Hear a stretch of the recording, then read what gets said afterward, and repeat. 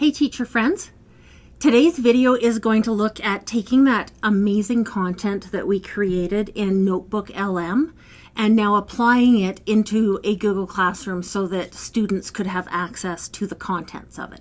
So I'm in my Google Classroom and I'm just going to come over here to classwork and I'm going to create content in my Google Classroom, and I want to create a NotebookLM file AI based on my content. So if we recollect, we went to NotebookLM the other day and we created some content for the new grade 7 social studies curriculum. So I've got this notebook created with all these really awesome assets within it, including this interactive podcast that students can ask questions to and expect to get accurate responses from.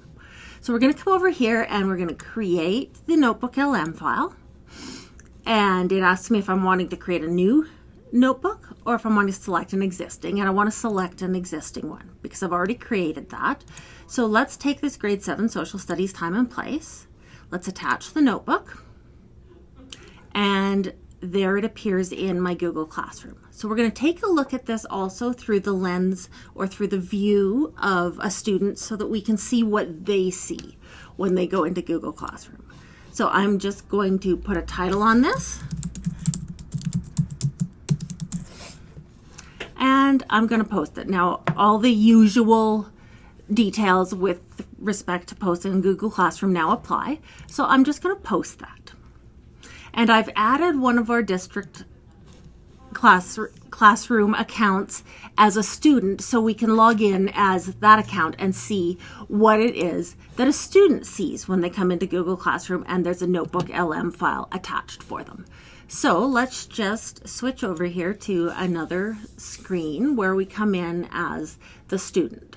So the student's got a few different classes here. We're going to go into my class.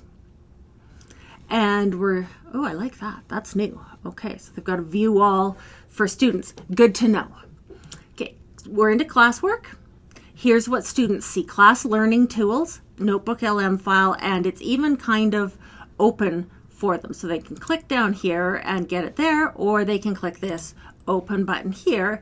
So now the student has access to all of these assets that we built in NotebookLM. So you see they don't have all the buttons up here for content creation, but they do have the ability to put that podcast onto interactive mode. If I didn't want them to have access to all of these things, I would have to take those out from here so I can delete them, that kind of thing. If I wanted them to have access to only certain of these assets, I would probably at this point in time, and Google may change some of the permissions as things move forward. We've seen that lots with other education applications in Google. But for the time being, if I wanted them to have access to not everything, I would probably need to have two NotebookLM files. One that is content that I want my students to have access to, and the other one would be content for me to utilize in the process of teaching.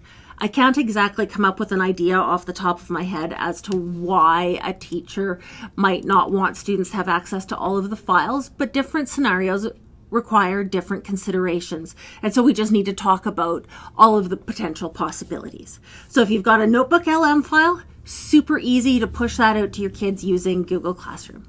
I hope this is helpful, and I'll see you in the next video.